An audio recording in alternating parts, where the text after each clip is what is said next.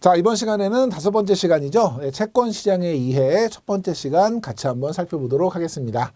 자, 먼저 채권의 개념인데요. 채권이라고 하는 것은 정부나 공공기관, 특수법인, 민간기업이 비교적 장기로, 그래서 우리가 짧게 빌릴 때는 어음을 발행하지만 장기적으로 융통할 때는 채권을 발행한다고 말씀을 드렸죠. 투자자로부터 거액의 자금을 조달하기 위해서 발행하는 유가증권. 그래서 한마디로 얘기하면 돈을 빌리는 거예요. 주체가 누구냐에 따라 차이는 있지만 돈을 빌리는 그런 유가증권을 채권, 글자 그대로 돈을 받을 권리가 표시되어 있는 증권이고요.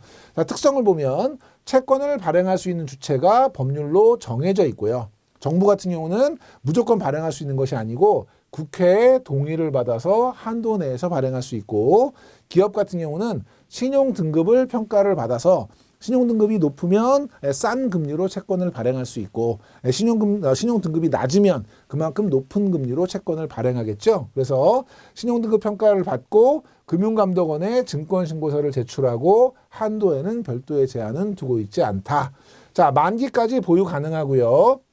만약에 만기 전에 만약에 돈이 필요하다. 그러면 유통시장에서 자유롭게 거래할 수 있다. 조심하실 거는 환매는 되는 거예요, 안 되는 거예요? 중간에 환매는 안 되는 거예요. 환매할 수 없으니까 시장에서 거래를 해서 팔 수 있도록 한다. 이런 개념으로 여러분 이해해 주시면 되고요. 자, 주요 용어 한번 볼게요. 액면가. 액면가는 채권 한 장에 표시되어 있는 주식의 액면가랑 같은 개념이죠. 그런 금액이고요. 이자 금액 산출의 기본 단위가 되는 것이고, 그래서 액면가를 기준으로 계산한 이자율을 나중에 뒤에 같이 공부하시겠지만 표면 이자율이라고 하고요. 자, 단가. 적용 수익률로 계산한 만원당 단가. 요 만원 시험에 자주 나오죠. 그래서 만원은 잘 기억해 주셔야 되는 숫자고요. 표면 이자율. 표면 이자율은 액면가에 대한 이자율입니다. 그래서 액면가가 만원이다. 이 표면 이자율이 5%다. 이 5%는 액면가 만원에 대한 이자율이다. 이렇게 이해하셔야 되고요. 잔존 기간, 만기 3년짜리다. 3년짜리 채권인데 1년 지났어요. 그럼 몇 년 남았어요? 2년 남았죠? 이 2년을 우리가 만기와 별도로 잔존 기간이라는 개념으로 사용하고요. 매매일로부터 만기일까지 기간, 그러니까 내가 사거나 판 날로부터 만기까지 남아있는 기간이고요. 만기 수익률은 만기까지 보유했을 때 원금 대비 수익률을 우리가 만기 수익률이라고 한다라는 개념이고, 경과 이자라고 하는 것은 발행일부터 매매일까지 표면 이자율로 발생한 이자는 이미 지난 이자다라고 해서 경과 이자라고 합니다. 주요 용어 기억하셔야 되는데요. 시험 문제에서는 여기 채권의 특성에 대한 문제가 나올 때는 만기까지 보유할 수 있지만 중간에 만약에 돈이 필요하게 되면 환매하지 못하고 거래를 시장에서 매매를 통해서 자금을 회수해야 된다라고 하는 부분 시험에 나온 적이 있고요. 두 번째는 단가 적용을 할 때 얼마당 단가다? 만원당 단가다. 그리고 이자율이 액면가 대비 이자율을 표면 이자율이라고 한다라고 하는 부분이 출제된 적이 있으니까 여러분이 참고로 정리해 두시면 되겠습니다. 자, 채권하고 주식의 차이점 별 3개죠. 이거는 시험에 자주 나오는 부분 중에 하나고요. 주로 주식과 채권의 특징을 설명하면서 바꿔서 올바르게 설명한 것은, 아니면 뭐 틀리게 설명한 것은 고르는 문제의 형태로 많이 출제가 되고 있어요.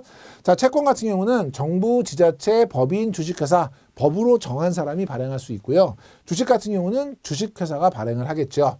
조달 형태는 채권은 돈을 빌려오는 거예요. 그러니까 대부증권이고요.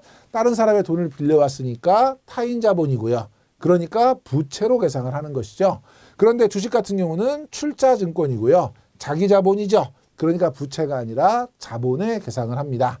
자, 존속기간은 채권 같은 경우는 만기가 정해져 있어요. 그러니까 한시적이죠. 주식 같은 경우는 만기를 별도로 두고 있지 않죠. 영구적이에요.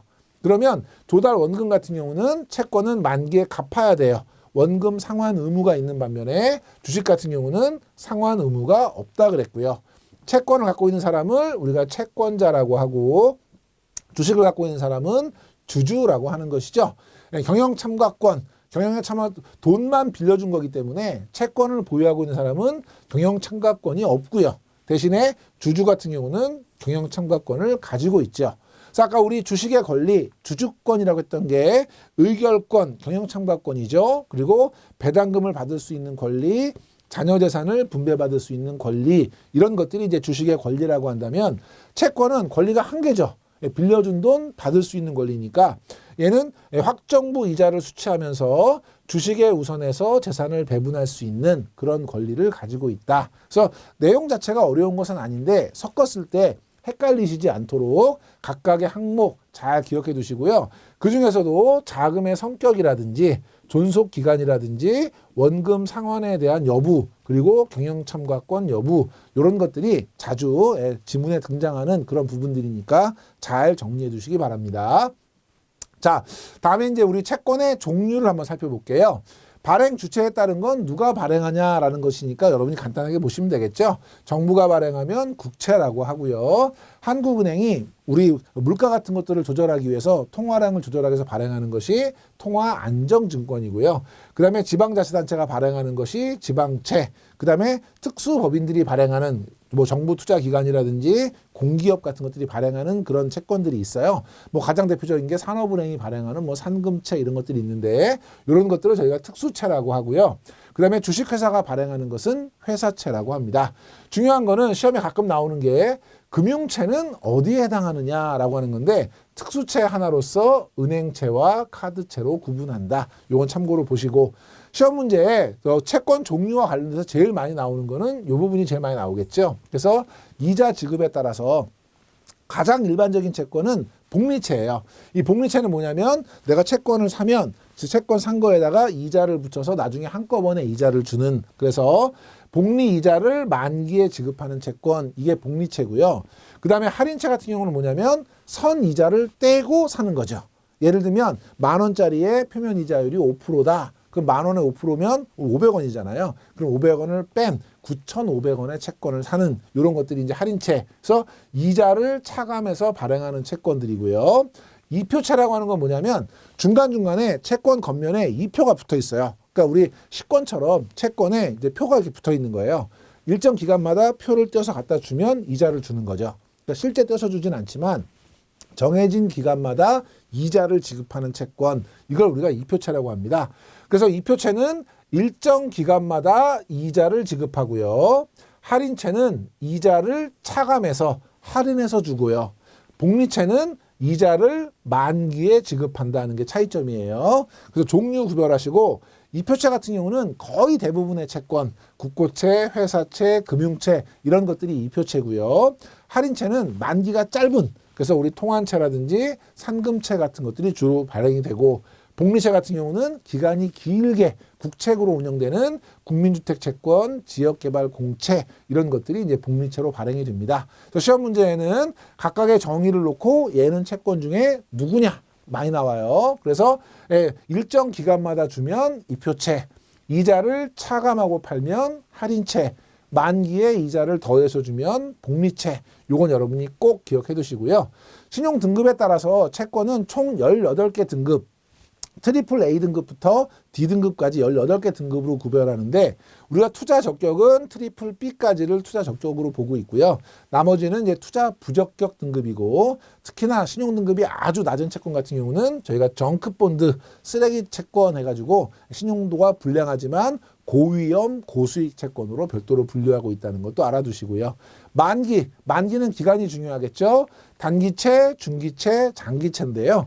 단기채는 1년 이하, 장기채는 5년 이상, 그 사이에 1년에서 5년은 중기채로 구별하고 있고 뒤에 보면 자 실명 확인 여부에 따라서 채권에 채권자가 표시되어 있냐 그렇지 않냐에 따라서 기명식 채권, 무기명식 채권 우리나라는 주식하고 똑같이 채권도 예탁 결제원에 의해서 대체 결제로 진행이 되거든요. 그러니까 우리나라는 기명식 채권이고요.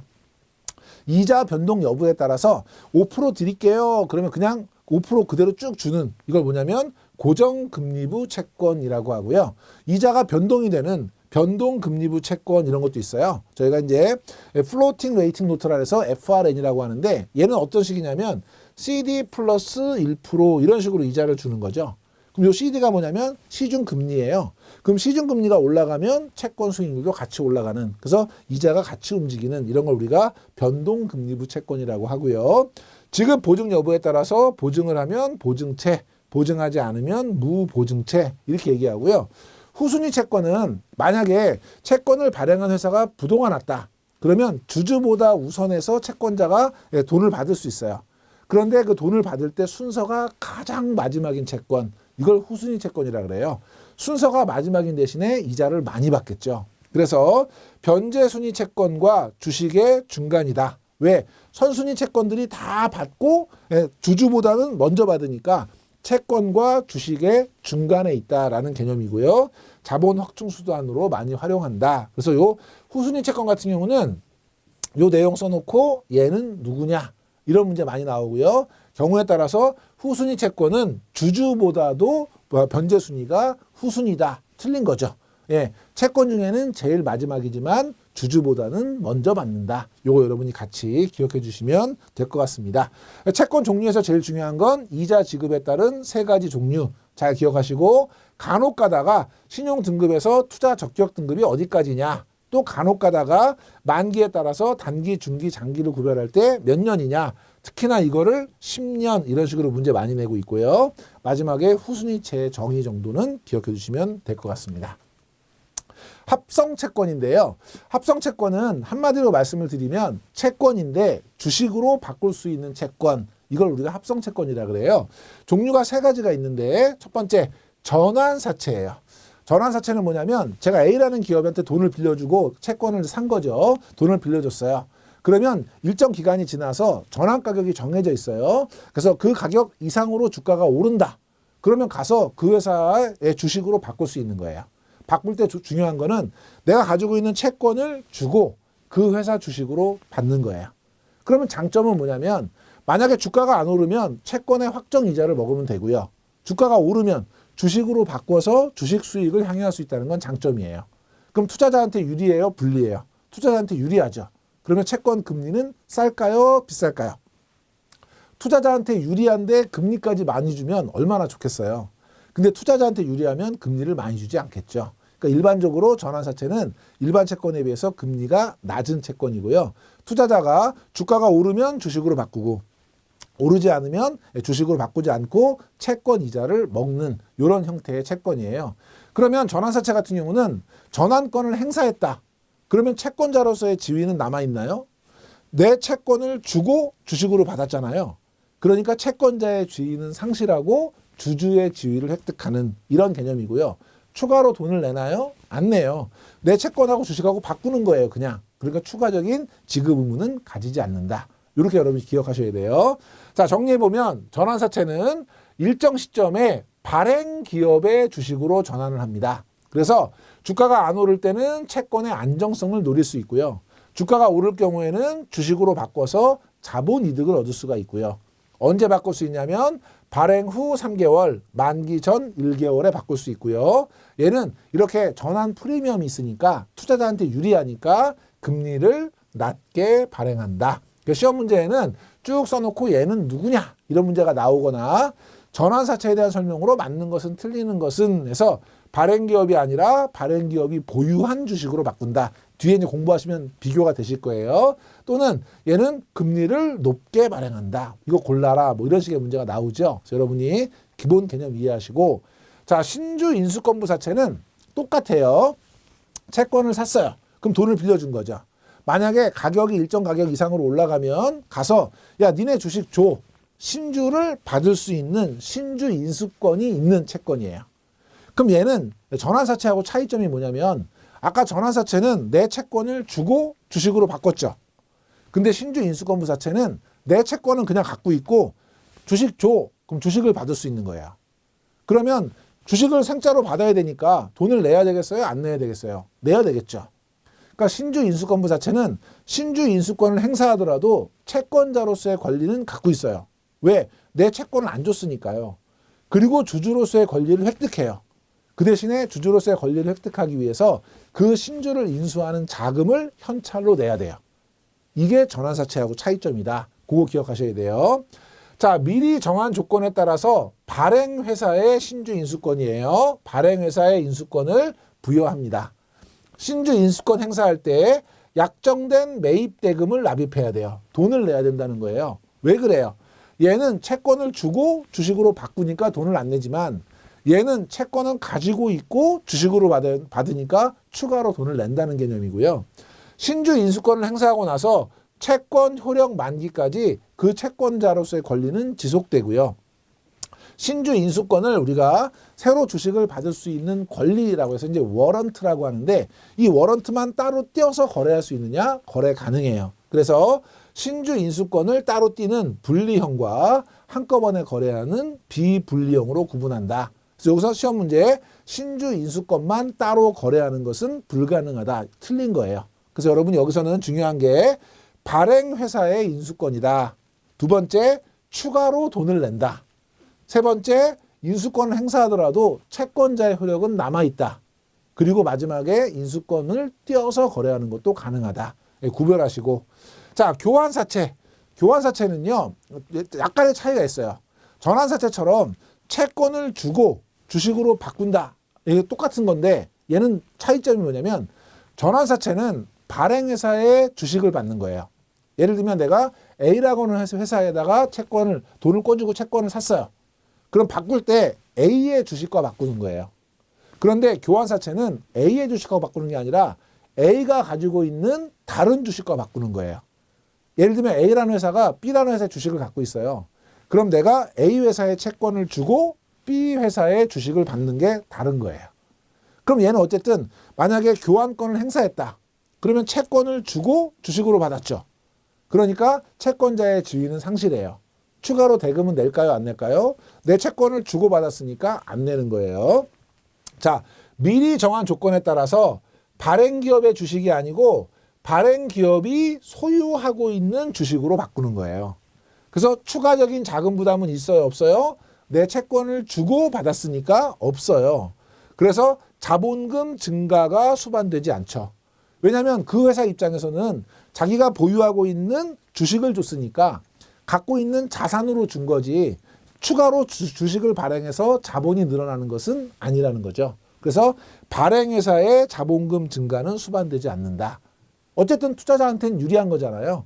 예, 주가가 오르면 그 회사가 보유하고 있는 다른 거랑 바꿀 수 있고, 주가가 안 오르면 확정이자 얻을 수 있고, 그러니까 역시 마찬가지로 낮은 금리로 발행이 된다. 자, 세 상품을 한번 비교를 한번 해볼게요. 자, 전환사채는 당연히 전환권을 가지고 있을 거고요. 신주 인수권부사채는 신주 인수권, 교환사채는 교환권을 가지고 있을 텐데 대상 증권의 차이가 있죠. 전환사채와 신주 인수권부사채는 발행회사 주식이에요. 그런데 교환사채는 발행회사 주식이 아니고 발행회사가 보유하고 있는 주식을 가지고 있다는 게 차이점이고요. 자, 권리를 행사했어요. 그러면 전환사채는 채권을 주고 주식을 받았죠. 그러니까 채권자의 지위는 상실하고 발행회사의 주주를 획득했어요. 신주 인수권부사채는 채권 안 주고 주식 받았죠. 그러니까 채권자의 지위는 그대로 갖고 있으면서 발행회사의 주주를 획득했어요. 교환사채는 채권을 주고 주식을 받았는데 그 회사 주식을 받은 게 아니라 다른 회사 주식을 받았죠. 그러니까 채권자의 지위는 상실하고 다른 회사의 주주권을 획득했다. 이런 얘기고요. 취득가격은 전환가격, 행사가격, 교환가격인데 중요한 거는 신주 인수권부사채만 뭐를 냈죠? 추가적으로 매수대금을 냈어요. 자, 그러면 밑에 보면 전환사채는 내가 채권을 샀으니까 회사 입장에서는 부채가 있었던 거죠. 이거를 전환을 하면 채권을 주고 주식으로 받았으니까요. 자산은 아무 변동이 없고요. 실제 재산이 주고받은 건 없으니까 채권을 받았으니까 부채는 감소했고 주식을 발행했으니까 자본은 증가한 거고요. 신주 인수권부사채는 지금 부채, 아까 발행한 채권 회수했어요? 못했어요? 못했죠. 부채는 변동이 없고요. 주식은 발행해줬죠. 자본은 증가했고요. 대신에 뭐가 들어왔죠? 추가로 돈을 받았죠. 그러니까 자산이 증가했고요.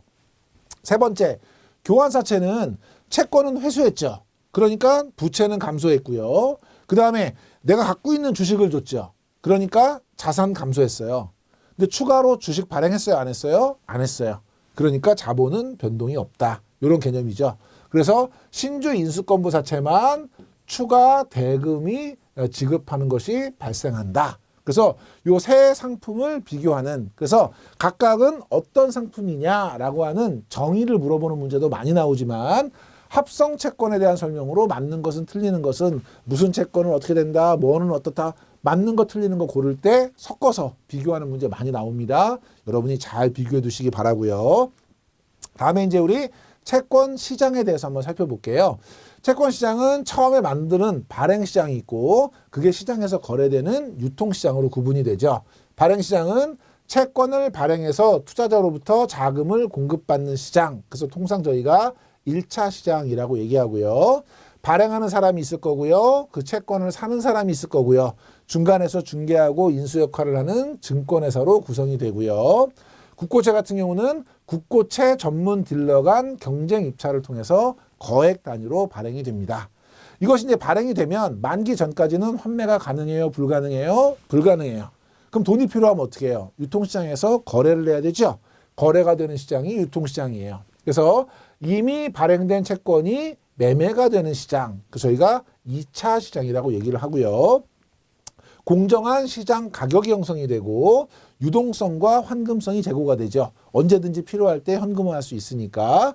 주식시장과 다르게 장 외에서 거래되는 것이 대부분이다. 그래서 거의 90% 이상이 장 외에서 거래가 돼요. 왜냐하면 장내 거래는 이게 국고채 전문 딜러 시장 같이 금액이 크기 때문에 일반인들이 하기가 어렵거든요. 그렇기 때문에 장 외에서 거래가 되는데 장 외 거래 상대방이 주로 금융기관들이기 때문에 그렇게 위험한 시장은 아니고요. 중요한 건 장외 거래가 대부분이다. 그래서 시험에는 어떻게 나오냐면 주식처럼 장내 거래가 대부분을 차지한다. 틀린 지문이고요. 개인보다 기관 투자자들을 중심으로 거래가 형성이 돼 있어서 주로 대규모로 거래가 되고 그래서 개인들은 이거를 잘라서 기간이 긴 거를 짧게 다시 살 수 있는 그런 조건을 붙인 뭐가 있었죠? 환매 조건부 채권.